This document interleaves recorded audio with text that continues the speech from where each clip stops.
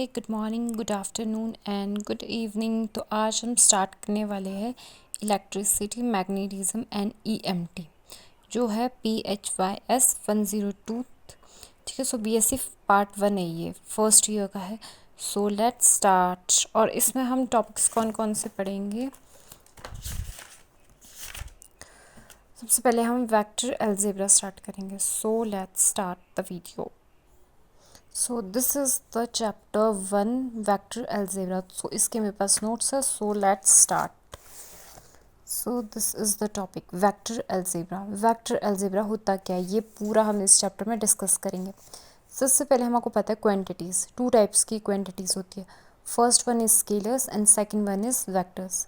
Scalars कौन सी होती है? Those physical quantities which possess only magnitude but no directions.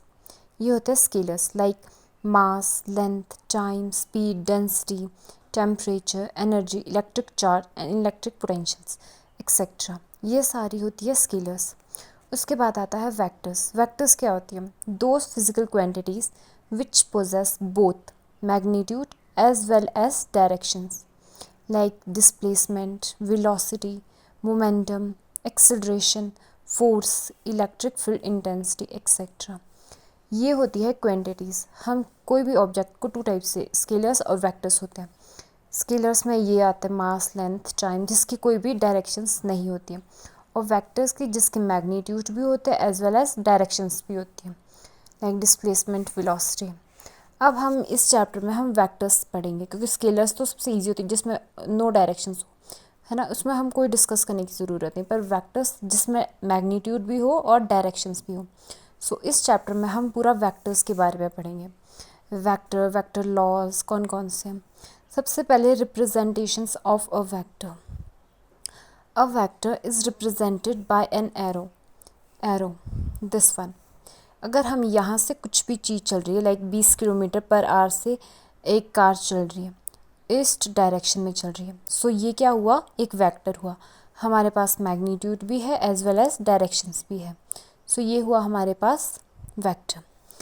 The end of the vector where the arrow head is marked is called the head और terminal point और terminus of the vector.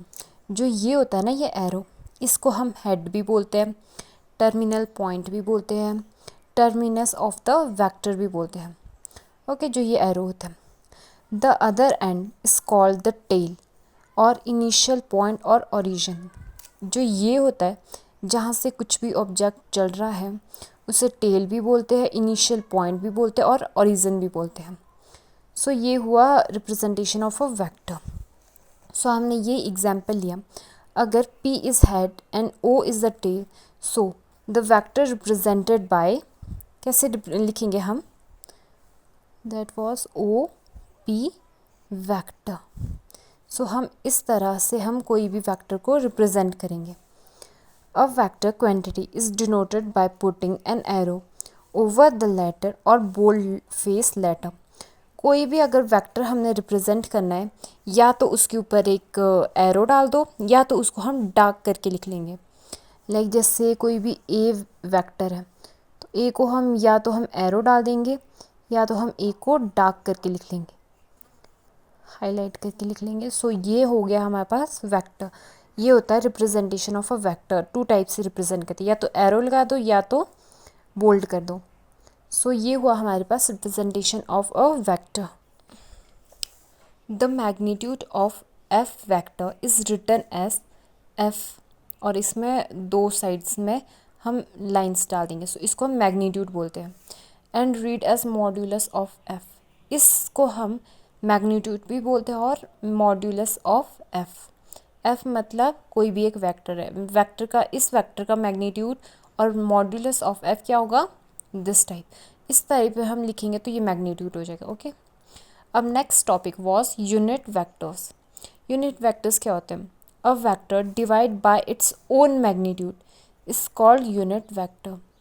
कोई भी, और इसको हम arrow करके लिखते हैं, ऊपर से हम इसको ऐसे उल्टा ए करके लिखेंगे ना, तो इसको हम यूनिट वेक्टर डाल देंगे। Thus a vector A divide by A its magnitude is the unit vector along a arrow and is denoted by a arrow।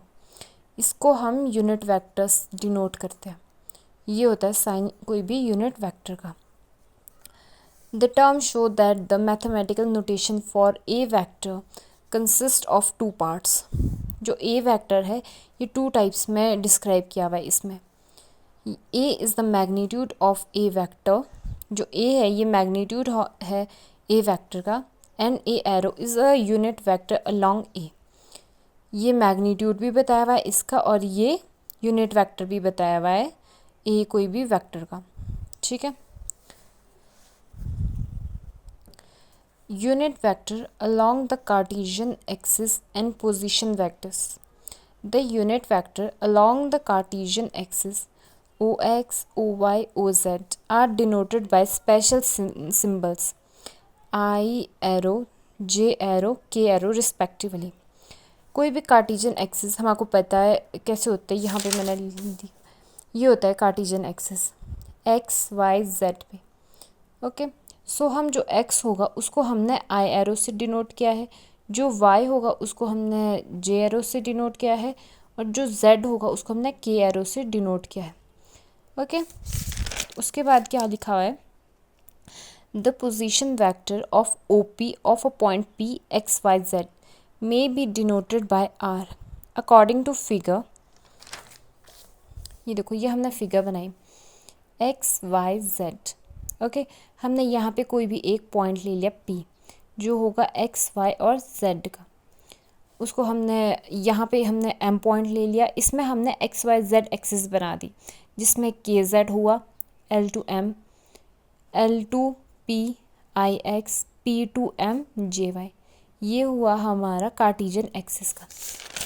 Okay so OP जो हमारा रिजल्टेंट होगा OL LM MP, R क्या होता है resultant vectors.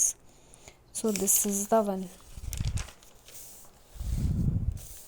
ये हुआ here X Y Z are the Cartesian coordinates of a point P। जो हमारे एक्स वाई जेड थे इसमें सो ये P जो हमने पॉइंट लिया हुआ है ये इसके कोऑर्डिनेट्स थे। Okay in general A X A Y A Z are the rectangular components of a vector A। then IAX plus JAY plus KAZ।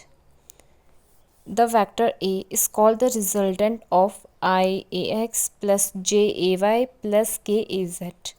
The resultant is a single vector whose effect is same as the combined effect of two or more vectors। ये होता है resultant. हमने एक definition भी डाली हुई है what is resultant vectors. The resultant of two or more vectors is a single vector which produces exactly the same physical effect as is produced by its given vectors। Resultant vector सबसे बड़ा vectors होता है, जो दो तीन vectors होते हैं ना उनको प्लस करके रिजल्टेंट वेक्टर निकलता है। ओके सो इस वीडियो में हम इतना ही। नेक्स्ट में हम पढ़ेंगे laws of vector additions. So thank you, please subscribe this channel।